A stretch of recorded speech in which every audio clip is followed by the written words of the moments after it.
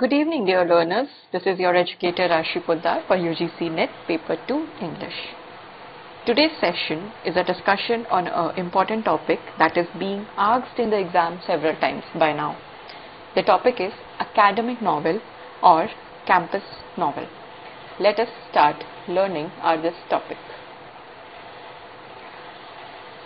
Now, this topic has been asked several times in your exams, either in the match following or who are the writers associated with the academic novel or campus novel. These are the certain kinds of questions जो इसके around बने हैं.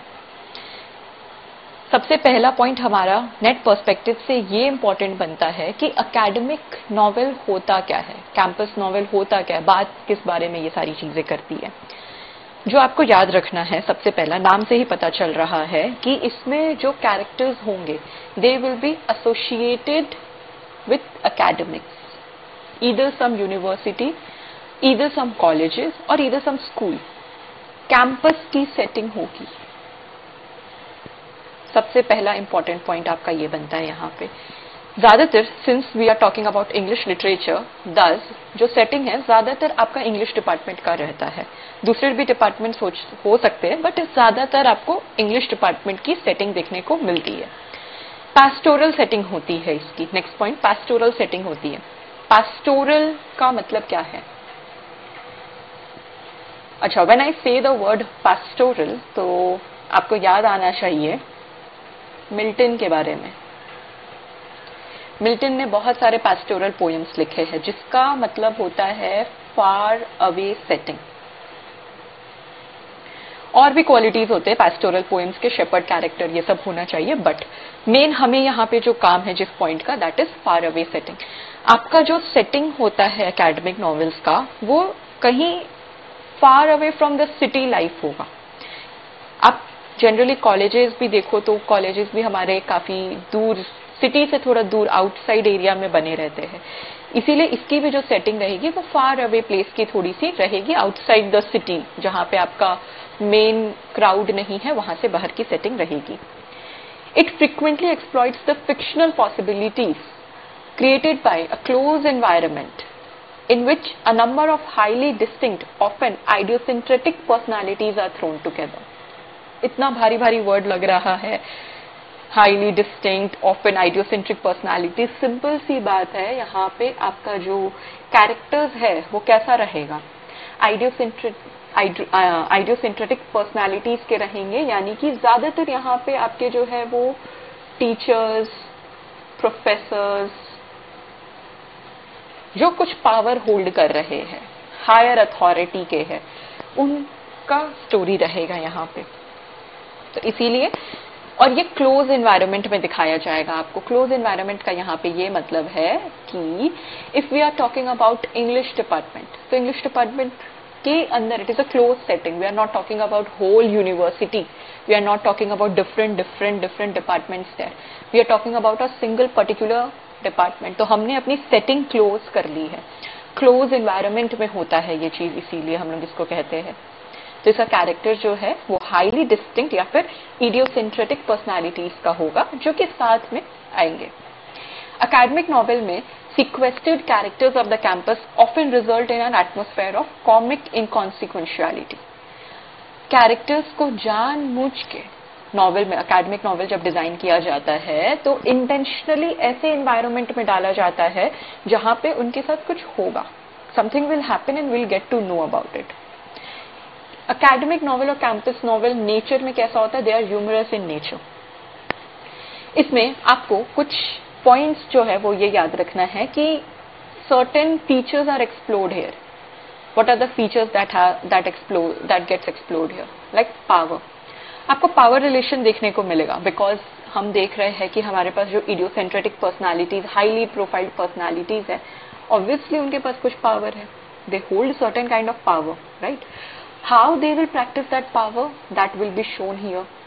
Sex के बारे में बात होगा, gender basis में यहाँ पे बात होता है, मेल फीमेल के बारे में, क्लास एंड बैनिशमेंट, एग्जाइल, इन सारे टॉपिक्स में, इन सारे थीम्स को कैंपस नॉवेल एक्सप्लोर करता है.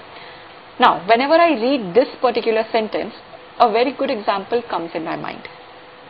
हमने अपने प्रीवियस सेशंस में भी देखा है डिसग्रेस,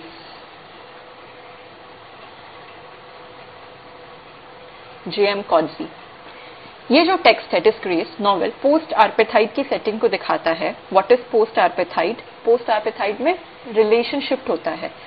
रिलेशनशिप किनके बीच में होगा? Among the blacks and the whites.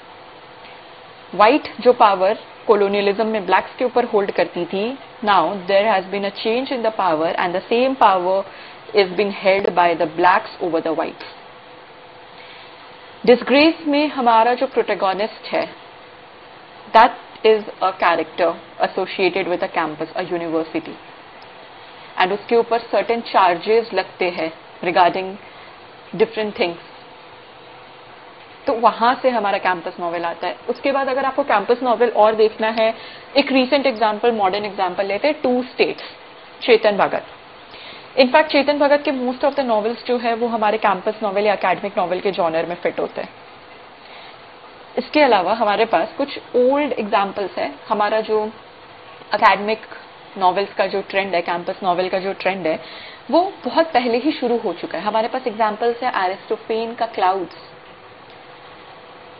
George Eliot Middlemarch 1874, Thomas Hardy Jude the Obscure, Willa Cather The Professor's House, Dorothy L Sayers Gaudy Night 1935। ये कुछ टेक्स्ट है, ओल्ड टेक्स्ट है हमारे पास जो एग्जिस्ट करता है, जिसमें हमें कहीं ना कहीं एकेडमिक या फिर कैंपस नॉवेल की सेटिंग देखने को मिलती है। नाउ दूसरा इंपॉर्टेंट पॉइंट जो हमारे एग्जाम पर्सपेक्टिव से बनता है कि ट्रूएस्ट सेंस में कैंपस नॉवेल बिगन कब हुआ? तो it began in mid 20th century in Great Britain and US. Then slowly it traveled to different places and it got popularized. इसका शुरुआत होता है मिड 20th century में। Now this point is very important from net perspective. आपसे एकदम direct question पूछा जा सकता है कि एक स्टेटमेंट बेस में भी पूछा जा सकता है। आपको आइडेंटिफाई करना है ट्रू या फॉल्स कि मिड 20th century में हुआ है, late 20th century, early 19th century, कब? मिड 20th century में कैंपस नॉवेल का स्टार्ट हुआ है। हमारे पास अर्ली एग्जाम्पल्स भी कुछ एग्जिस्ट करती हैं, हालांकि जो हमने देखा ऊपर। हमारे पास कुछ ब्रिटेन के राइटर्स जो लिख रहे थे उनका भी एग्जाम्पल्स एकेडमिक नॉवेल्स का, जैसे कि सीपी स्नो का the masters 1951, Kingsley Amis Lucky Jim 1954, Mary McCarthy the groves of academics 1951। Now यहां पे हमारे पास सिंस एक नाम आया है किंग्सले एमिस लकी जिम, आपको यहां पे एक पॉइंट ये याद रखना है कि किंग्सले एमिस जो है वो एंग्री यंग मैन एक ग्रुप है, उससे भी एसोसिएटेड है। इस ग्रुप के बारे में आपको पढ़ना है, इस पे भी क्वेश्चंस बनते हैं कि मेंबर्स को आइडेंटिफाई करने के लिए ओवर टाइम नेट ने क्वेश्चंस पूछे। नाउ हमारे पास कुछ ब्रिटिश एकेडमिक नॉवेल्स है, जैसे कि मैल्कम ब्रैडबरी का the history man 1975, David Lodge का एक ट्रिलॉजी वर्क है changing places, a tale of two campuses 1975, small world and academic romance 1984 and nice work 1987। इस पर्टिकुलर क्वेश्चन में मैंने 3 पैटर्न में एग्जाम्स देखे नेट में। सबसे पहले you will have to identify कि डेविड लॉच का ट्रियोलॉजी वर्क कौन सा है। आफ्टर दैट कौन कौन से वर्क्स एग्जिस्ट करते हैं इस ट्रियोलॉजी में, are part of this trilogy. Second, अब यहाँ पे हमारे पास क्वेश्चन दिख रहा है क्लियर कि ये हमारे पास एक कैंपस नॉवेल का एग्जाम्पल सेट करता है कैंपस नॉवेल का। तो ये 3 तरह के क्वेश्चंस। अपार्ट फ्रॉम दैट इसमें मैच द फॉलोइंग मैंने देखा है regarding the dates. I hope आपको क्लियर हो रहा है कि किस हिसाब से आपको प्रिपेयर करना चाहिए नेट के लिए। एवरीथिंग इज नॉट इम्पॉर्टेंट, आपको वहां से पॉइंट्स पिकअप करने हैं। Next we have Evelyn Waugh Brideshead revisited 1945। ऊपर जितने भी वर्क्स मेंशन्ड है हमारे स्लाइड में, उन वर्क्स का पब्लिकेशन डेट के साथ आपको राइटर का नाम याद होना चाहिए, बिकॉज क्वेश्चंस वहां से बनते हैं, ओवर टाइम बनते हैं एंड आगे भी बनते रहेंगे, because this is a very trending topic right now, the setting off campus novels. Now इसका एक सब जॉनर है, इसी का एक टाइप है which is varsity novel. Varsity novel का मतलब क्या होता है? Predominantly British genre generally set at Oxford और Cambridge in which the primary characters are undergraduates rather than faculty. Academic novels में, हमारे कैंपस नॉवेल में हमने देखा था इडियोसेंट्रिक कैरेक्टर्स रहेंगे, प्रोफेसर्स होल्ड जो पावर करते वो रहेंगे। वर्सिटी नॉवेल्स में हमारे पास अंडर ग्रेजुएट्स रहेंगे, यानी कि यूजी के स्टूडेंट्स रहेंगे। इसकी सेटिंग जो है ज्यादातर या तो ऑक्सफोर्ड में होगी या तो कैम्ब्रिज में होगी। तो ये स्टूडेंट्स यूजी के स्टूडेंट्स की लाइफ को एक्सप्लोर करते हैं, that is varsity novel. Apart from that, we have some other examples of American academic novels like Vladimir Nabokov, Pinin and Pale Fire. Again, this is an FT topic. इस पे questions बने हुए हैं match the following को लेके, तो you have to learn the publication date as well. John Barth, Giles Goat Boy, 1966. Alison Lurie, The War Between the Tates, 1974. Don DeLillo, White Noise, 1985. Michael Chabon, Wonder Boys, 1995. Richard Russo, Straight Man, 1997. Philip Roth, The Human Stain, 2000. These are the some good examples of American academic novels. इसीलिए आप देखेंगे कि मैंने सब genres में बांट दिया है, सारी चीजों को जॉनर में रखा है। जो ब्रिटेन के राइटर्स है उन्होंने लिखा है तो Britain academic novels, American academic novels, old works, ताकि आपको क्लासिफाइड रहे और याद रहे कि कौन सा वर्क किस जॉनर के अंदर एग्जिस्ट कर रहा है, किस कैटेगरी के अंदर एग्जिस्ट कर रहा है बेसिकली। मूविंग फॉरवर्ड, इसी से रिलेटेड हमारे पास, कैंपस नॉवेल से रिलेटेड हमारे पास एक और टर्म आता है, that is adjunct novel. It is a type of academic novel. इसमें जो हमारे प्राइमरी कैरेक्टर्स है वो मार्जिनलाइज्ड होते हैं, अंडरपेड होते हैं या अनटेन्योर्ड फैकल्टी होते हैं। अनटेन्योर्ड का मतलब है, टेन्योर्ड वर्ड आपने सुना भी होगा, टेन्योर पास हुआ है मेरा।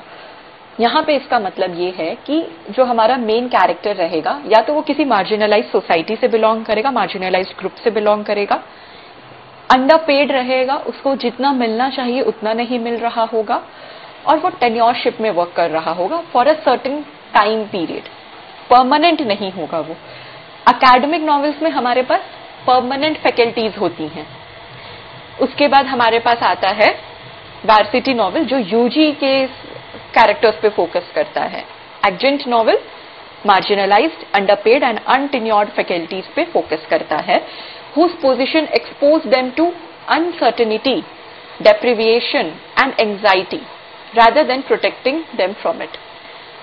आप एक पोजीशन होल्ड कर रहे हो, उसका काम है आपको सैनिटी प्रोवाइड करना, पीसफुल रखना, सिक्योरिटी प्रोवाइड करना।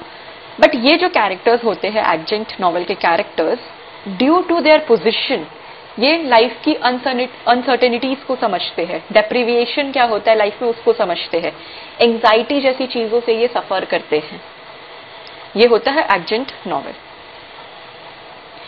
अब हमारा जो कैंपस नॉवेल है उसका क्या क्या कैरेक्टरिस्टिक्स होना चाहिए था, एक बार हम लोग देख लेते हैं क्या क्या होना चाहिए। It registered not only the concern of the larger culture but also the changing nature of academic life. ये हमें सिर्फ और सिर्फ एक एजुकेशनल इंस्टीट्यूशन एक कल्चर का पार्ट कैसे बनता है, कल्चर को कैसे प्रमोट करता है उसके बारे में नहीं बताता है, ये हमें changing nature of academic life भी बता रहा है कि कैसे पहले एजुकेशन कैसा था, अभी एकेडमिक लाइफ कैसी हो गई है, कैंपस की सेटिंग, लाइफ की सेटिंग। आप एक आईआईटी कॉलेज में जाओगे तो वो कैसा सेटिंग रखेगा, इसकी भी फीचर्स को ये एक्सप्लोर करता है। हमारे जो पहले कैंपस नॉवेल के वर्क्स थे, they used to depict the college और university community as a pseudo pastoral enclave with its quaint rules and conventions. हमारे पास जो अर्लियर एग्जाम्पल्स है, हमें उसमें एक सूडो पैस्टोरल इनक्लेव देखने को सेटिंग एज अ मिलता था, जिसमें सर्टेन रूल्स एंड कन्वेंशंस होते थे। लेकिन अभी हमारे पास जो रीसेंट नॉवेल्स है उसमें आपको देखेगा कि वो सेम सेटिंग को वो microcosm, a more tightly focused और intensified image of larger worlds in which idols and values circulating through the broader culture emerge in high relief. उसी चीज को अभी और छोटे तरीके से टाइटली स्ट्रक्चर्ड वर्ल्ड में दिखाने का ट्राई कर रहे हैं। माइक्रोस्कोप, माइक्रोकॉज्म, इन डेप्थ जाके उसको दिखाने का काम कर रहे हैं। यहाँ पे ये बताया जा रहा है कि वो कैसे एक लार्जर वर्ल्ड का पार्ट है सिर्फ। तो वो उससे कैसे आपका कल्चर इमर्ज होता है, दिस इज द चेंज।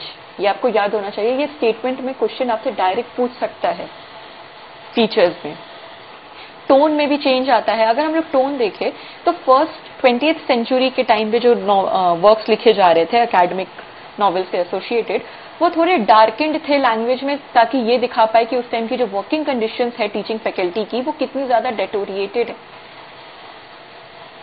ठीक है, तो वहां से अब आप टोन देखोगे तो वो चेंज होते जा रहा है धीरे धीरे। वो और या तो डार्क होगा या तो लाइट होगा। तो वो दिखाता है कि उस टाइम का एकेडमिक नॉवेल, एकेडमिक लाइफ कैसा था।